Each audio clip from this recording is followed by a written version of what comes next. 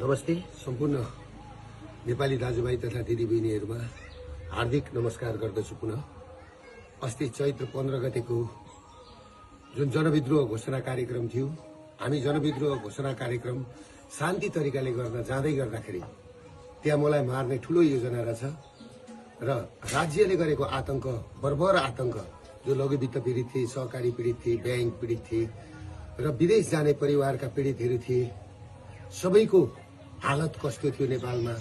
नेपालमा राज संस्था गएर हिन्दू राज्य गएपछि नेपालीहरूको हालत के भयो, त्यही आवाजलाई हामीले उठाएर बुलन्द गर्दै हामीले अघि बढाइसकेपछि अब हामीले लडाई जित्छौं, नेपाली नागरिकले लडाई जित्छ, जनविद्रोह सफल हुन्छ भनेर चैत 15 गते बिहानैदेखि विभिन्न वेशभूषामा युवा संघका केही व्यक्तिहरू र पुलिस प्रशासनका केही व्यक्तिहरू सिभिल ड्रेसमा हात हतियार सहित गएर अर्काको घरमा चढेर बिहानैदेखि घर कब्जा गरेर जुन घटना पुलिस प्रशासनले घटायो र हामी कार्यक्रम स्थल 1:30 बजी पुग्दै गर्दाखेरि कार्यक्रम स्थल पुग्नुभन्दा 15 मिनट अगाडि नै हामी जहाँ स्टेज बनायौं, हामीले त्यत्रो खर्च गरेर शान्तिपूर्ण प्रदर्शन गर्ने भनेर हाम्रा पाहुनाहरू हामीलाई स्टेजै पुग्न नदिकिन बाटैबाट गोली हानेर चाहिँ नि लखेट्न थालेपछि, टियर ग्यास हान्न थालेपछि त्यस पछाडि हामी अघि बढ्नु पर्यो।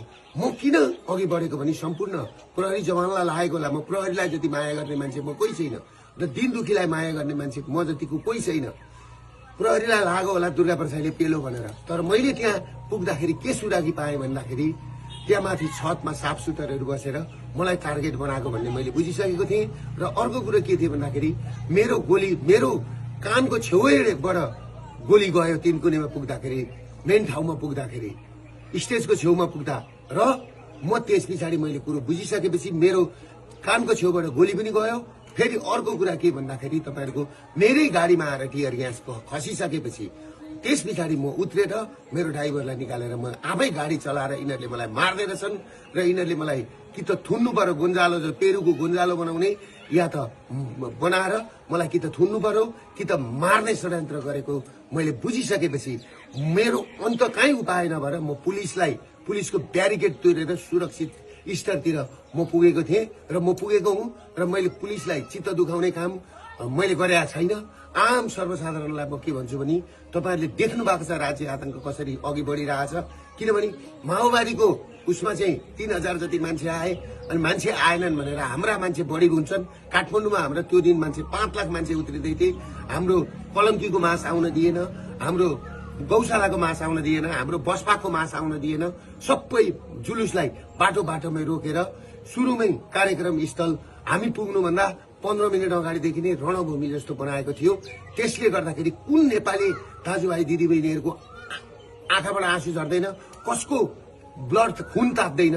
त्यसले गर्दाखेरि म आफू सुरक्षित हुन सुरक्षाकर्मीको घेरा तोडेर भित्र पसेको सुरक्षाकर्मीलाई म के भन्न चाहन्छु भने तपाईहरु प्रति मेरो कुनै लक्षित दुश्मनी होइन। तपाईहरु राज्यको संयन्त्र हो। तपाईहरुलाई पर्न गएको चोटमा म क्षमा चाहन्छु। तर एउटा कुरो के छ भन्दाखेरि दुर्गा प्रसाद तपाईहरुबाट टाढा छैन र केही साथीहरु, केही 12 भाइ मिडियाहरु मेरो पछाडि हात धोएर लागेका छन्। यिनीहरु भनेको क्रिस्चियनको पैसा खाएर, USAID को पैसा खाएर, युरोपियन युनियनको पैसा खाएर आज देश तहस नहस बनाएको छ र केही मारवाडी तस्करहरू र 12 भाइ मिडियाहरु जुन तरिकाले लागेका छन् सोशल मिडियामा बोल्ने बुद्धिजीवी दाजुभाइ दिदीबहिनीहरूलाई, सबै बुद्धिजीवी विज्ञ वर्गहरूलाई म के भन्छु भने यो नागरिक विद्रोहलाई सफल पार्न सबैजना सहयोग गरिदिनुहोस्। म भागेको छुइनँ, म भाग्दिन। पुलिस प्रशासनले मलाई खोज्नु पर्दैन, किनभने मलाई गोन्जालो बनाएर यो आन्दोलन दबाउने कोसिस गरिएको छ। म सुरक्षित मात्रै बसेको, मलाई साफ भेटेको ठाउँमा गोली हान्नु भन्ने प्रधानमन्त्रीको आदेश छ भन्ने कुरो मैले सुनेपछि म सुरक्षित मात्रै बसेको, मलाई साफ भेटेको ठाउँमा गोली हान्नु भन्ने प्रधानमन्त्रीको आदेश छ भन्ने कुरो मैले सुनेपछि म सुरक्षित ठाउँमा बसेको छु। म भागेको छुइनँ। म नेपाल र नेपाली छोडेर म भाग्दिन। म भाग्नलाई जन्मेको होइन, म झुक्नलाई जन्मेको होइन, बरु म मर्छु तर तपाईहरुको अगाडि मर्छु। त्यसले गर्दाखेरि तपाईहरु के बुझिदिनुस् भने सम्पूर्ण नेपाली नागरिकलाई त्यो घटना, त्यो घटना कसरी भएको छ, पत्रकारलाई आगो कसरी लगाइएको छ, त्यो घरमाथि कसरी बिहानैदेखि गएर चाहिँ पुलिस र सुरक्षाकर्मीहरू चढेका छन्। र अर्को कुरो के छ भने हाम्रो अभियानले म फिल्ड कमान्डर, म कमान्डर हुँदै हुँदाखेरि मेरो मुखबाट सुन्नुभयो तपाईँहरूले चाहिँ सुनेको छ, फलानालाई आगो लगा, फलानो घर आगो लगा, गोली हान भनेर। मैले त्यहाँ भनेको छु बरु एयरपोर्ट कब्जा गरौँ, संसद भवन कब्जा गरौँ, मान्छेका घरमा आगो लगाउने तोडफोड गर्ने काम नगर साथीभाइ हो भनेर मैले भनेको छु। तर जुन घटना भएको छ त्यो घटनाप्रति म दुःख व्यक्त गर्दछु।